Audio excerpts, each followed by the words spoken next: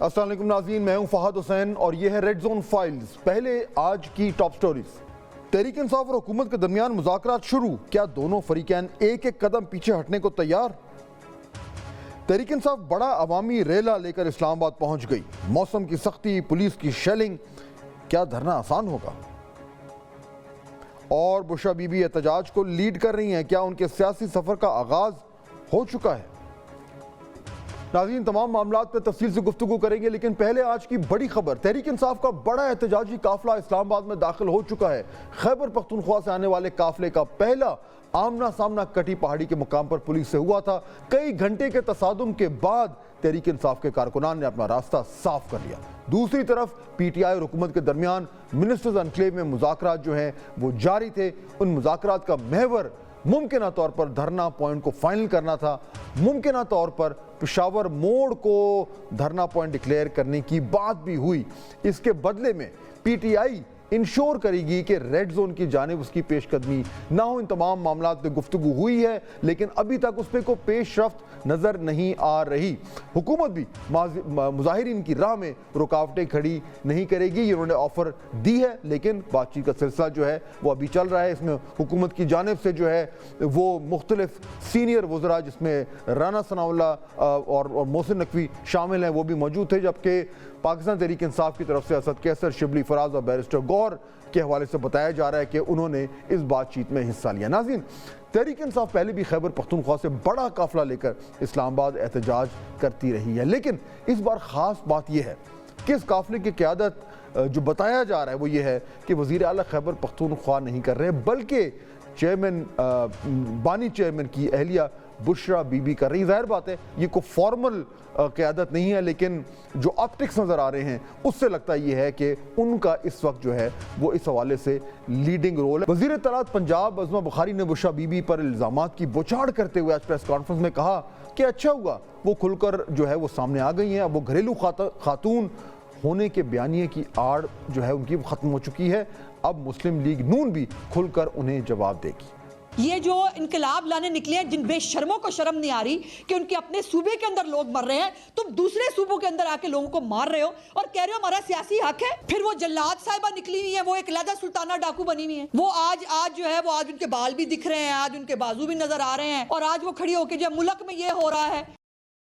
عظمہ بخاری نے press conference کے دوران اٹک پل اور کٹی پہاڑی پر ہونے والی مار دھاڑ کے نتیجے میں زخمی پولیس اہلکاروں کی تفصیل بھی بتائی۔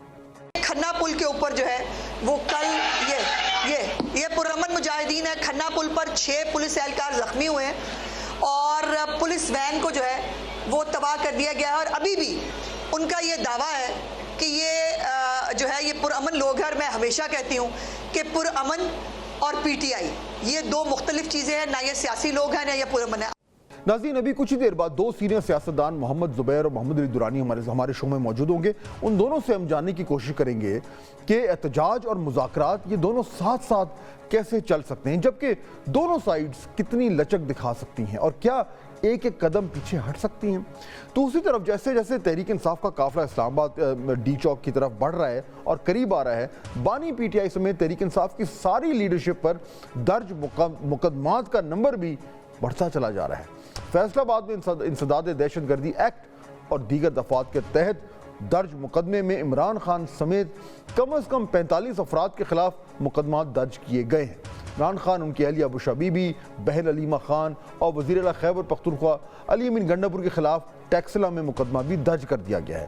عمران خان اور 100 سے زائد نامعلوم افراد کے خلاف گجرانوالہ میں بھی دہشت گردی کی دفعات کے تحت مقدمہ درج ہو چکا ہے۔ حکومت بھی سیدھی ہو گئی ہے۔ تحریک انصاف کے رہنماؤں کی بڑی تعداد میں گرفتاریوں کا بھی خدشہ ہے۔ آج اسپیکر پنجاب اسمبلی ملک احمد خان نے بھی تحریک انصاف کے پنجاب کے ممبران صوبائی اسمبلی کی گرفتاری کے لیے گو ہیڈ دے دیا تھا۔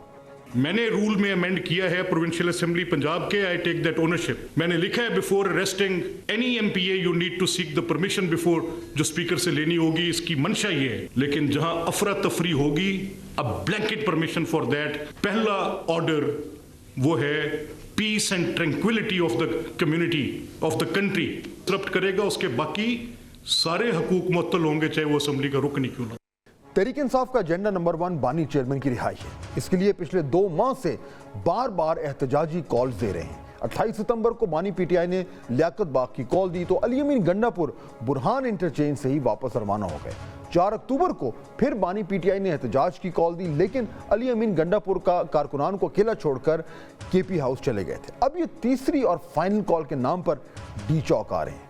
क्या ये वाकई में फाइनल कॉल होगी या फिर आने वाले दिनों में तहरीक इंसाफ इसे सेमीफाइनल कॉल का नाम देगी? नाज़रीन, हर गुजरते दिन के साथ एक चीज़ तो क्लियर होती जा रही है, हमें किसी न किसी तरह अपने आप को इस सियासी दलदल से निकालना होगा। हाँ, मईशत में इस्तेहकाम नज़र आ रहा है और सफारतकारी के समरात भी नज़र आ रहे हैं, मगर सियासी इस्तेहकाम दूर दूर तक नज़र नहीं आ रहा। और बात सच है कि अगर मुल्क में ऐसी हिजानी कैफियत रही तो फिर हमें रोड टू रिकवरी पर गाड़ी आहिस्ता आहिस्ता ही चलानी पड़ेगी। चुनांचे हमें मौजूदा सियासी बहरान का कोई ना कोई हल तलाश करना होगा। इस वक्त दोनों फरीकैन ने बिल्कुल मुतजाद पोजीशन जो हैं वो अपनाई हुई हैं।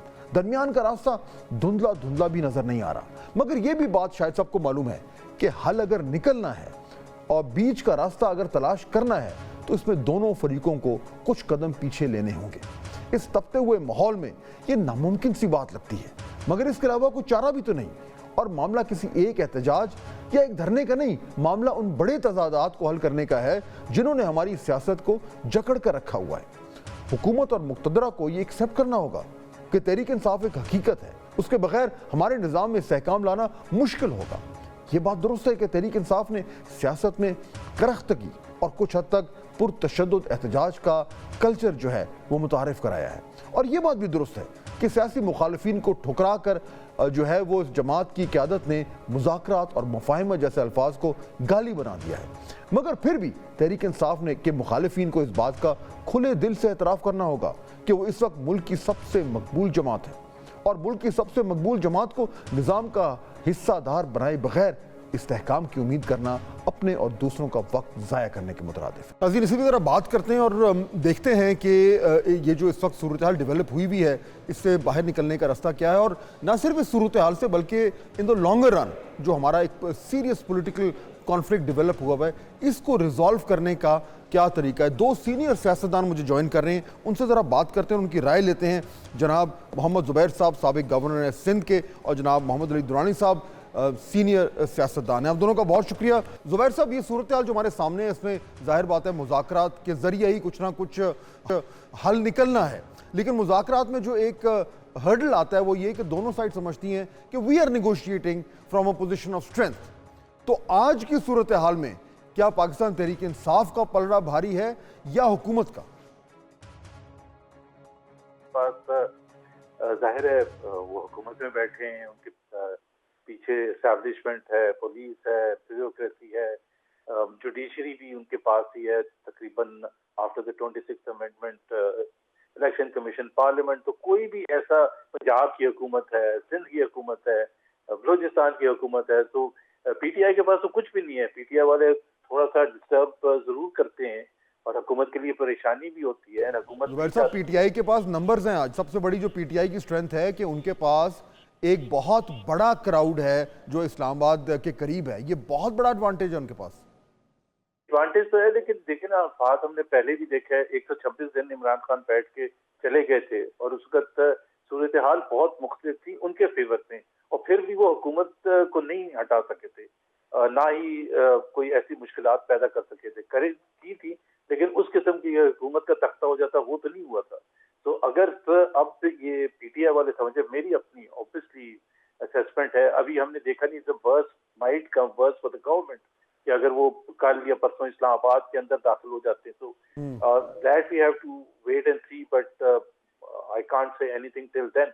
अभी तो मैं समझता हूँ हुकूमत को वो डिफिकल्ट चीज है, एंड हुकूमत के पास एक सबसे बड़ा जो हथियार है जो कि पहले हुकूमतें नहीं इस्तेमाल करती थी, एटलीस्ट आफ्टर 2008, कि वो क्रैकडाउन उस तरह से नहीं करने के लिए तैयार होती थी जो अब करने के लिए तैयार है। जैसे 2014 का धरना था। दुरानी साहब, अब ये सूरत हाल अगर डेवलप हो गई है और मुज़ाकरात होने हैं, अब जो दोनों मौक़िफ़ है वो तो क्लियर है और बिल्कुल एक्सट्रीम पोजीशंस हैं। यानी हुकूमत तो कहती है कि जी हमने तो ये तो है ही बिल्कुल इंतशारी टोला, और जो पीटीआई का मौक़िफ़ है वो इलेक्शन से शुरू होता है। दोनों एक दूसरे की बात सुनने की मूड में नहीं थे, लेकिन ये जो अब सूरत हाल डेवलप हो गई है, اس میں پہل کس کو کرنی چاہیے آپ کے خیال میں، اور وہ پہل کیا ہو سکتی ہے؟ بسم اللہ الرحمن الرحیم. صاحب دیکھیں، میں یہ کہنا چاہتا ہوں کہ میرا ایک بالکل ڈیفرنٹ پرسپیکٹو ہے کہ پی کے گورنمنٹ اور مرکزی حکومت کے نمائندے محسن نقوی صاحب انٹیریئر منسٹر وہ وہاں گئے تھے، اور مذاکرات کے نتیجے میں تمام پولیٹیکل پارٹیز نے اکٹھے بیٹھ کے پی ٹی ایم کے ساتھ پشاور میں ایک جرگہ کیا تھا، جس کے نتیجے میں وہاں امن آیا.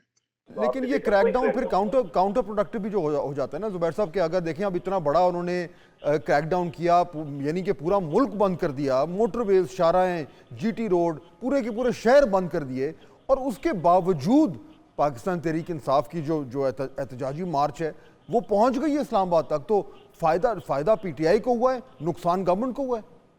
That is remarkable. That also shows کہ حکومت in the first place وہ steps کیوں اٹھا رہی تھی پورے پاکستان کو بند کرنے کی. بیکاز آف دا فیئر کہ جی ان کے پاس پبلک سپورٹ ہے اور یہ کہیں باہر نہیں نکل آئے گی. پبلک اس وجہ سے تھوڑا بہت ڈرتی رہی ہے، نہیں نکلتی because of the fear of the crackdown. Because ظاہر سی بات ہے، ہر ایک کام کرنے والا ہے، کوئی بزنس کرتا ہے، کوئی نوکری کرتا ہے، کسی کا بیٹا ہے، کوئی بھائی ہے، باپ ہے، فیملی کا بھی پریشر ہوتا ہے کہ جی اگر اریسٹ ہو جائیں گے تو 2 مہینے پتہ بھی نہیں چلے گا. This is the history of the last 2. لیکن اس کے باوجود انہوں نے ڈیفائی کر دیا. سو ڈسپائٹ دیٹ اگر وہ نکلیں تو بہت بڑی بات ہے. You have to give them credit. Durrani صاحب اس میں پرابلم یہ ہے، جو زبیر صاحب بات کر رہے ہیں وہ ٹھیک ہے، لیکن اس میں پرابلم یہ ہے کہ اگر مذاکرات ہونے ہیں تو مذاکرات کا جو اینڈ آؤٹ کم ہوتا ہے، جو ایک ڈیزائرڈ آؤٹ کم ہوتا ہے، وہ تو یہی ہوتا ہے کہ دونوں سائڈوں کو کچھ نہ کچھ مل جائے. اب اگر گورنمنٹ جو ہے وہ یہ کہتی ہے کہ جی ٹھیک ہے ہمارا مینڈیٹ ٹھیک نہیں تھا، تو پھر گورنمنٹ نے تو پھر زہر کا پیالہ پی لیا، وہ ان کو ایکسیپٹیبل نہیں ہے.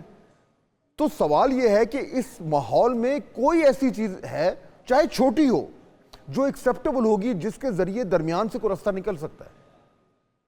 دیکھیں فہد، ابھی میں نے اسی لیے جو میں پہلے مثال دے رہا تھا، میں نے وہ راستے دکھائے کہ نکلے ہیں راستے، اور ابھی بھی نکل سکتے ہیں، اور بلکہ میں تو یہ کہوں گا نکلیں گے. دیکھیں، یہ جو پی ٹی ایم کا جب وہ مظاہرہ ہو رہا تھا، اس وقت جب انٹرونشن ہوئی مرکزی حکومت کی طرف سے اور ان کے انٹیریئر منسٹر گئے، انہوں نے سی ایم سے جا کے بات کی اور باقی پارٹیوں سے بھی بات کی، تو آپ نے دیکھا کہ پیپلز پارٹی سے لے کے پی ایم ایل این سے لے کے جماعت اسلامی تک تمام پارٹیاں اس جرگے کے اندر سی ایم کے پی کے کی صدارت میں موجود تھی. اس کا مطلب یہ ہوا کہ تمام پارٹیوں نے کے پی کے حکومت کے سربراہ کو تسلیم کیا. اس کی ایک وجہ میں اگلے دن گیا بھی تھا. لیکن دورانی صاحب اس کانٹیکس میں کیا کریں؟ یہ جو ابھی P T I versus government کا جو ایک لائیو سچویشن ہے، اس کانٹیکس میں وہ درمیانی راستہ کیا ہے؟ اس کا درمیانی راستہ جو ہے وہ صرف یہ ہے کہ مرکزی حکومت چند دن کے لیے پیچھے ہٹ جائے. مطلب ویسے بھی پی ایم صاحب تو اس وقت لاہور چلے گئے ہوئے ہیں، لیکن حکومت کو چاہیے کہ وہ بیانات دیکھیں. ایک بڑا پرابلم اس وقت بات کریٹ ہو چکا ہے کہ 2 صوبوں میں اقلیتی حکومت ہے. میں کہہ رہا ہوں، ہو سکتا ہے آپ تسلیم نہ کریں، اور وہ دونوں بڑے صوبے ہیں. ان کے میڈیا ہاؤسز کو صوبائی حکومتوں نے گردن سے پکڑا ہوا ہے. صبح سے شام تک ان کے انفارمیشن منسٹرز جو ہیں وہ لائیو ٹھیک ہے. وہ درمیانی حکومت کو کیا کرنا چاہیے دورانی صاحب؟ ابھی آپ کہہ رہے تھے. میں حکومت کو یہ کہہ رہا ہوں کہ مرکزی حکومت پیچھے ہٹتے ہوئے وہ انٹیریئر منسٹر کو آگے کر دے، جو کہ شاید سب کے لیے قابل قبول ہو، اور کے پی کے چیف منسٹر کے ساتھ ان کو بٹھا دے. وہ اپنا کوئی نہ کوئی حل نکال کے لے آئیں گے. آج کی زبیر صاحب، اب گورنمنٹ کو اگر انگیج کرنا ہے تو شاید مجھے تو ان کی مجبوری بن گئی ہے، لیکن دوسری طرف پاکستان تحریک انصاف کی جو پالیسی رہی ہے کہ اس نے سیاسی جماعتوں سے بات ہی نہیں کرنی. وہ تو کہتے ہیں جی یہ تو، یعنی وہ مخالف تو نہیں مانتے، وہ تو کہتے ہیں کہ ان کو سیاست میں ہونا نہیں چاہیے.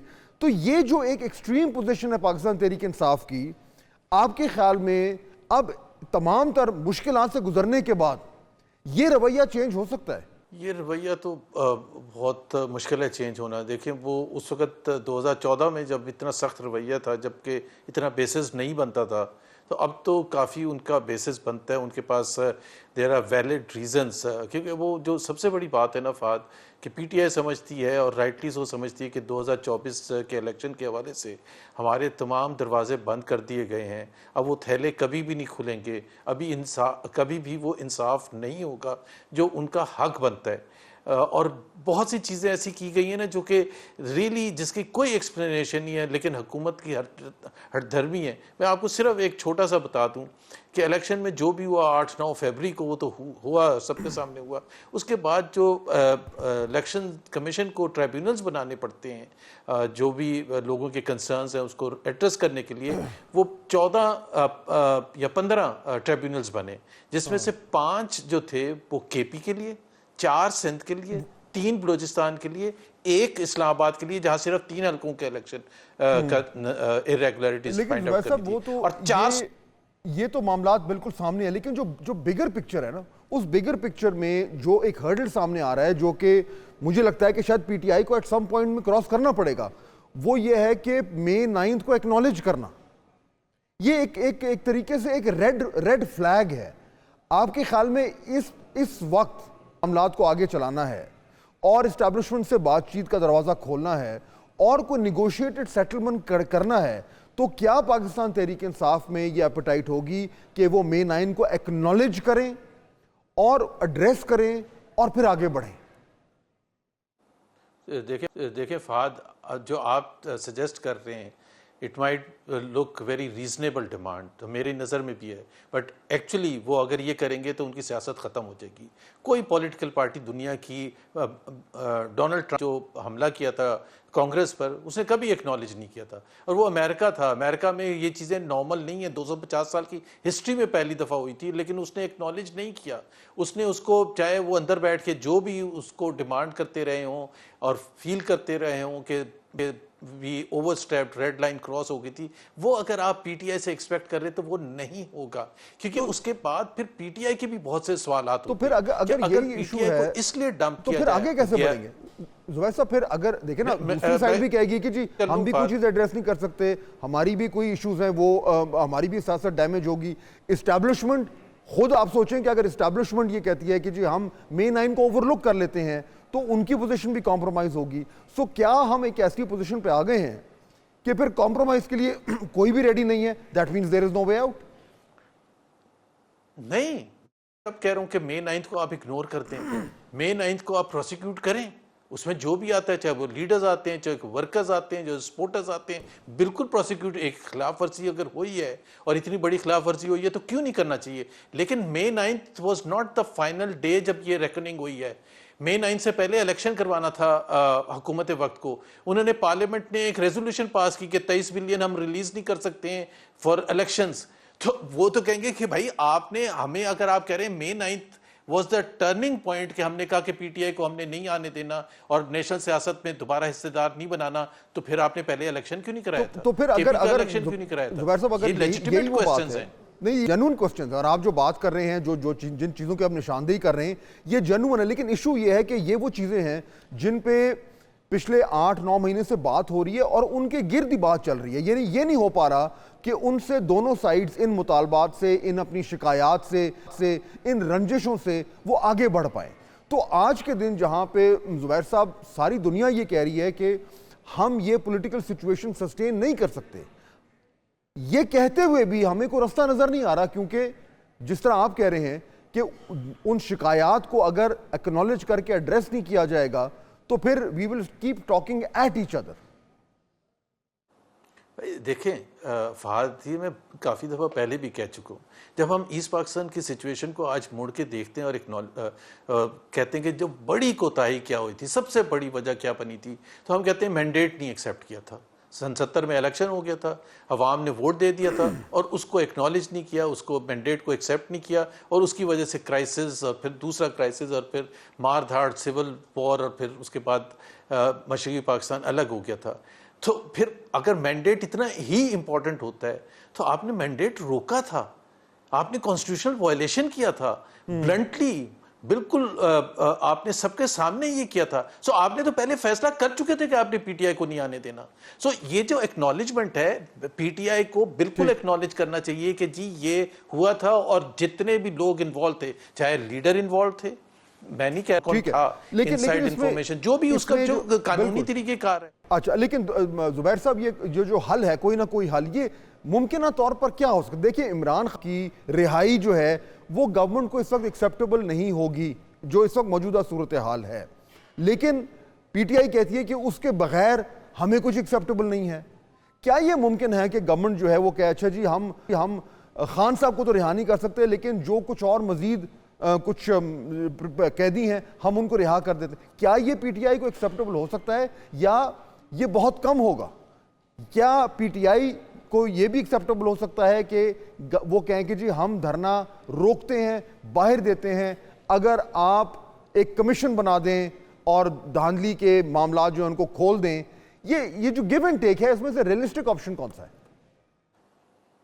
یہ ایک حل تو بالکل پاسبل حل میرا خیال ہے, جو minus release of Imran Khan یا مائنس ریلیز آف ادر جو پی ٹی آئی کے لیڈرز جو اندر بند ہیں, اگر حکومت یہ آفر کرتے کہ ایک ہم کمیشن بنانے کے لیے تیار ہیں, دا لائک آف وچ وہ 2015 میں جو بنایا تھا دھرنے کے بعد 2014 کے, اس قسم کا, یا جو ایگزسٹنگ سسٹم ہے الیکشن کمیشن کے حوالے سے جو ٹریبیونلز کی ورکنگ ہے, دیکھیں نا 9 مہینے ہو چکے ہیں, 6 مہینے کانسٹیٹیوشنل میکسیمم پیریڈ ہوتا ہے.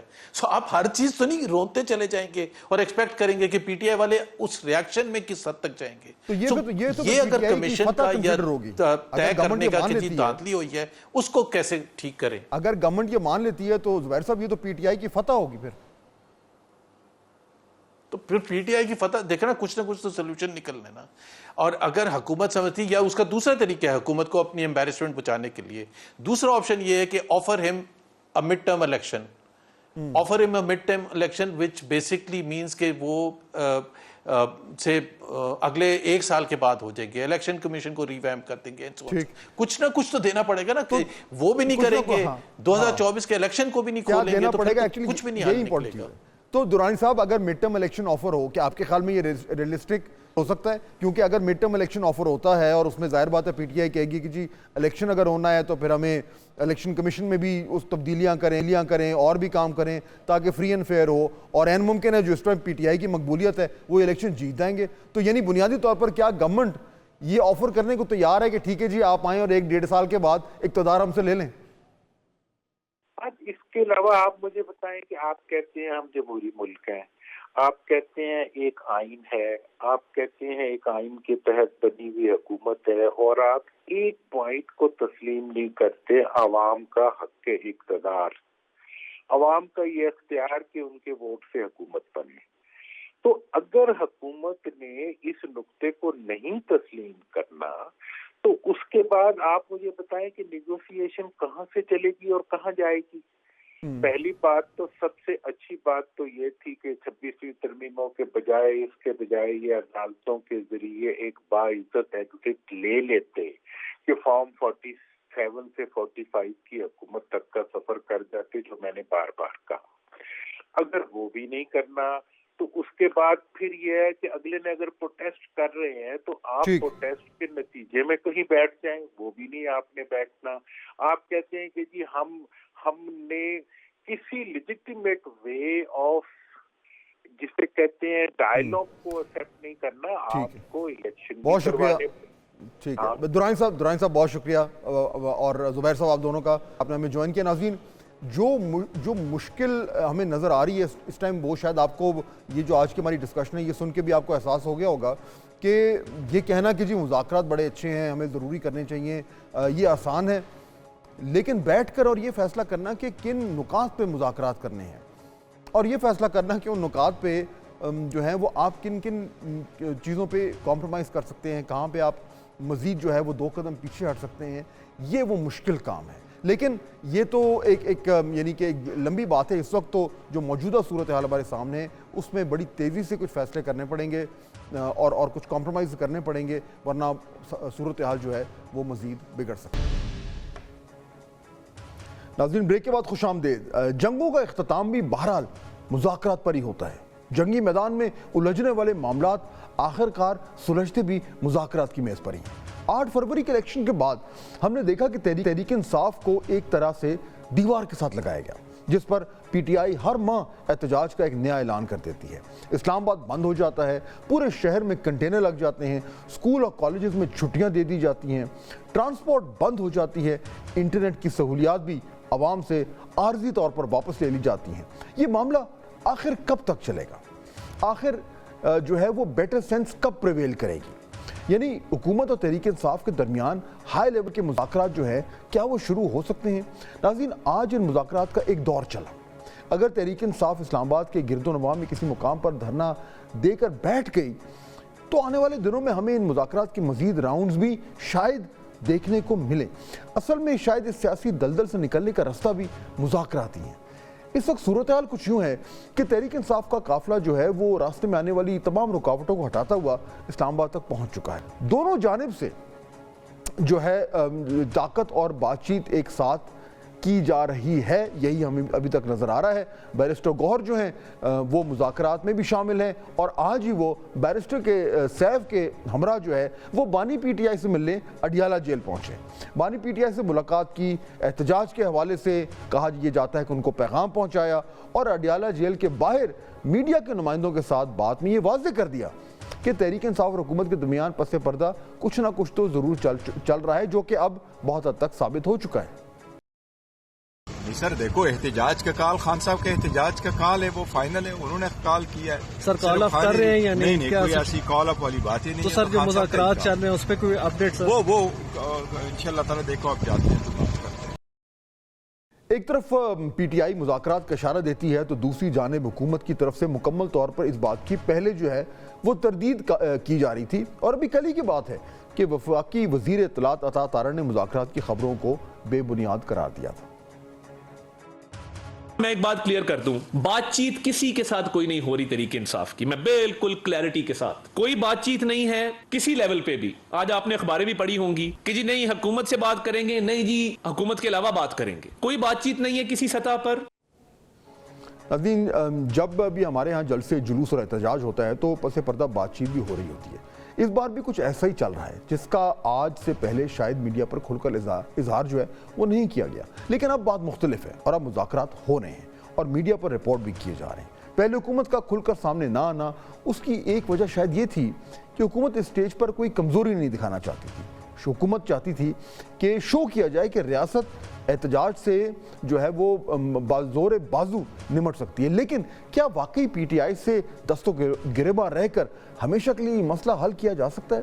नाज़रीन, इसी पे बात करते हैं और ज़रा जानने की कोशिश करते हैं कि अगर मुज़ाकरात के ज़रिए मामलात आगे बढ़ने हैं तो उसके इम्कान क्या है इस वक्त इस हाईली पोलराइज्ड एनवायरनमेंट में? हमें ज्वाइन कर रहे हैं जनाब खुर्रम दस्तगीर साहब, पाकिस्तान मुस्लिम लीग नून से उनका ताल्लुक़ है। खुर्रम साहब अस्सलाम वालेकुम। वालेकुम अस्सलाम। खुर्रम साहब, मामलात हमारे सामने हैं और हर गुजरते लम्हे मेरे ख्याल में ये वाज़ेह होता जा रहा है कि अगर हमने मामले का हल तलाश करना है तो वो मुज़ाकरात की टेबल पर ही करना होगा और उसके लिए खुर्रम साहब ये ज़रूरी होगा कि पाकिस्तान तहरीक इंसाफ की जो सियासी पोजीशन है उसको गवर्नमेंट और दीगर जमातें एक्सेप्ट करें। क्या आप लोग ये एक्सेप्ट करने को तैयार हैं कि पीटीआई इस वक्त पाकिस्तान की मकबूल तरीन जमात है? जी, उनका अवामी मकबूलियत में जितना हिस्सा है, उन्हें 8 फरवरी को जो 31% पाकिस्तानियों ने वोट दिए हैं उसको हमने कबूल भी किया है और पार्लियामान में वो मौजूद हैं। असल मामला ये है कि जिन 69% पाकिस्तानियों ने उनको वोट नहीं दिया, तहरीक इंतशार उनको मानने के लिए तैयार नहीं है और वो लिहाजा ये जो मुस्तकिल पॉलिसी है हमलावर होने की, जिसके जरिए वो समझते हैं कि जत्थाबंदी के तरीके से वो अपने जो सियासी मकासद हैं वो हासिल कर सकते हैं, तो हुकूमत के सामने यही चैलेंज है कि हमने अमन और अमान भी कायम रखना है, पाकिस्तानियों की जानें भी बचानी है। आपको मालूम है जिला कुरम में अभी इतना बड़ा कोहराम मचा हुआ है, 88 इसमें इशू ये है कि अगर जो फरवरी 8 में जो इलेक्शंस हुए थे, اس کے نتیجے میں جو نظام بنا تھا اگر وہ مکمل طور پر ایکسیپٹ کر لیا جاتا اور اس میں کوئی مسئلہ نہ ہوتا تو آج ہم اس جو ہے وہ بحرانی کیفیت میں نہ ہوتے جہاں پہ ہم آج موجود ہیں. تو یہ تو بالکل کلیئر ہو گیا کہ فروری 8 کا پوسٹ فیبرری الیکشن سینیریو جو ہے وہ انسسٹینیبل ہے, اور اس میں جو فروری کے جو الیکشنز ہیں اگر اس کے اوپر پی ٹی آئی کے اعتراضات ہیں تو خرم صاحب اب ان کو جب تک آپ مانیں گے نہیں, جب تک آپ یہ ایکسیپٹ نہیں کریں گے کہ ان کی جو شکایات ہیں ان میں کچھ دم ہے, تب تک یہ معاملات آگے نہیں بڑھیں گے. تو اگر تو سب کچھ آسان ہوتا گورنمنٹ کے لیے تو شاید ہم یہ کہتے کہ ٹھیک ہے جس طرح کے معاملات آگے چلتے ہیں, لیکن حالات ڈیفرنٹ ہیں. پاکستان تحریک انصاف جو ہے وہ اس وقت ایک بہت پاورفل فورس کی طرح سامنے آ رہی ہے.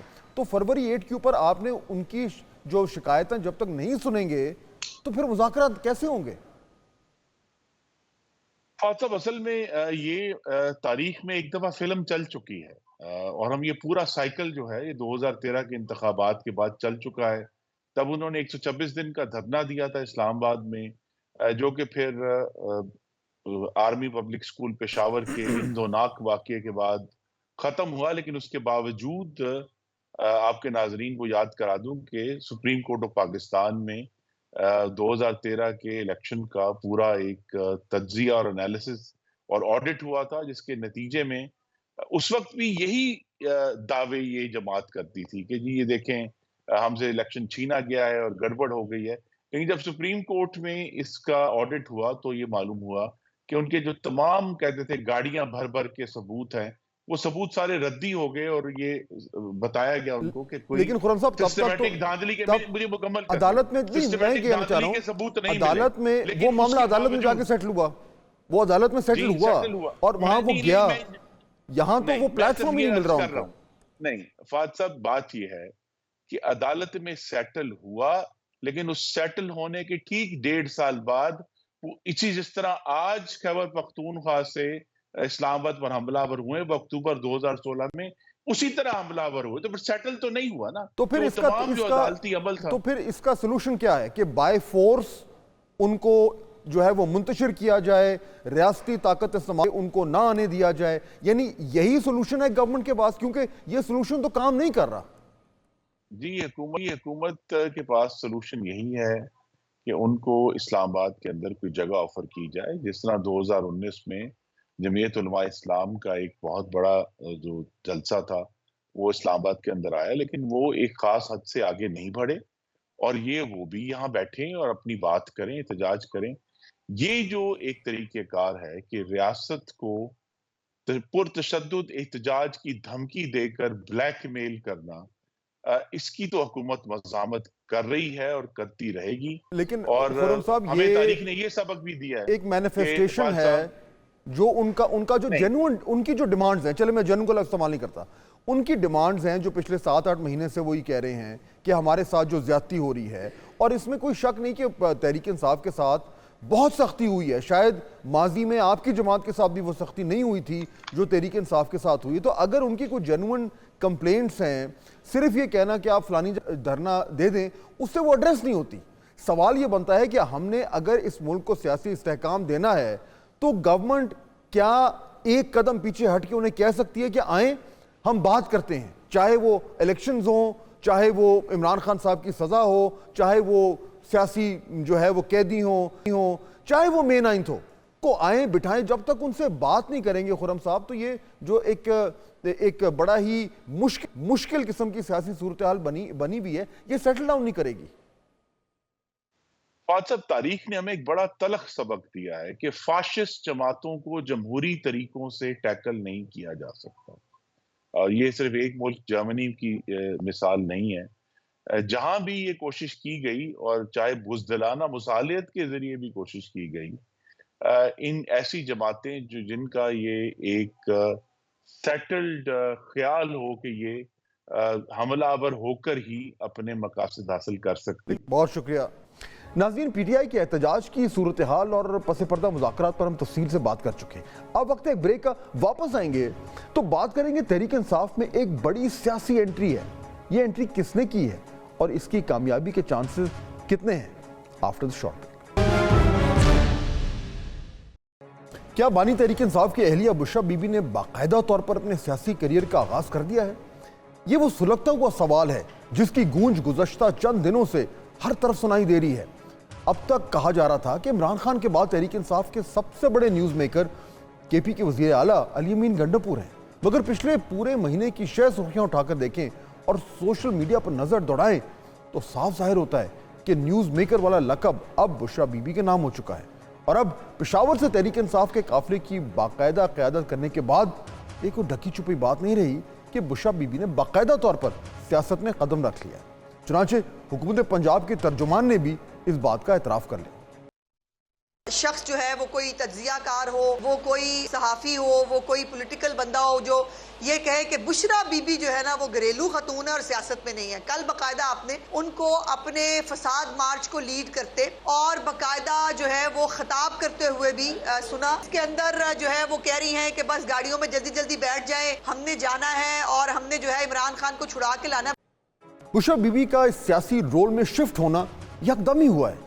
سالہ سال سے تحریک انصاف کی مستقل پوزیشن رہی ہے کہ بشریٰ بی بی ایک گھریلو خاتون ہے اور ان کا جماعت سے اور سیاست سے کوئی لینا دینا نہیں۔ چند دن پہلے تک جماعت کے لوگ بھی یہی کہتے نظر آ رہے تھے، پھر بشریٰ بی بی کا ویڈیو پیغام منظر عام پر آیا اور ایک طوفان برپا ہو گیا۔ سعودی عرب کے حوالے سے اشاروں میں جو انہوں نے کہہ ڈالا اس سے تنقید کا ایک سیلاب امڈ آیا۔ جماعت کے اندر سے بھی لوگ یہ کہنے لگے کہ ان کو سیاسی معاملات پر بات نہیں کرنی چاہیے، حتیٰ کہ خان صاحب نے بھی اس طرز کی ایک وضاحت جاری کر دی۔ مگر اس کی بجائے کہ بشریٰ بی بی کا پبلک پروفائل کم ہو، وہ الٹا بڑھنا شروع ہو گیا۔ پھر 24 نومبر کا دن آیا اور معلوم ہوا کہ وہ مارچ میں حصہ لیں گی، مگر کل شام سے یہ بھی کلیئر ہو گیا کہ وہ صرف حصہ نہیں لے رہی بلکہ ایک طریقے سے وہ مارچ کو لیڈ کر رہی ہیں۔ اگر اس ٹرانسفارمیشن پر کوئی حیران ہے تو شاید ہم اس کی حیرت پر حیران ہیں۔ یہ تو اس خطے کی سیاست کی روایت ہے اور عوام اس کو آسانی سے قبول کر لیتے ہیں، بلکہ شاید پسند بھی کرتے ہیں۔ اس میں کوئی شک نہیں کہ بانی تحریک انصاف کی گرفتاری کے بعد پارٹی میں ایک لیڈرشپ کرائسس کھڑا ہونا شروع ہو گیا تھا۔ کوئی کسی کو ماننے کے لیے تیار نہیں لگتا تھا اور روزانہ تنازعات جنم لے رہے تھے۔ شاید ایک ویکیوم بن رہا تھا۔ کیا اب اسے بشریٰ بی بی پر کرنا شروع کر دیں گی؟ یہ کہنا شاید قبل از وقت ہو، مگر موروثیت ہماری سیاست میں رچی بسی ہے، اور جس طریقے سے تحریک انصاف کے کارکن بشریٰ بی بی کو فالو کرتے نظر آ رہے ہیں، اس سے فی الحال یہ لگتا ہے کہ ان کی اس قائدانہ رول میں قبولیت کافی حد تک واضح ہے۔ حقیقت جتنی بھی تلخ ہوتی آخر حقیقت ہی ہے۔ آپ سے ملاقات ہوگی کل۔ اللہ حافظ۔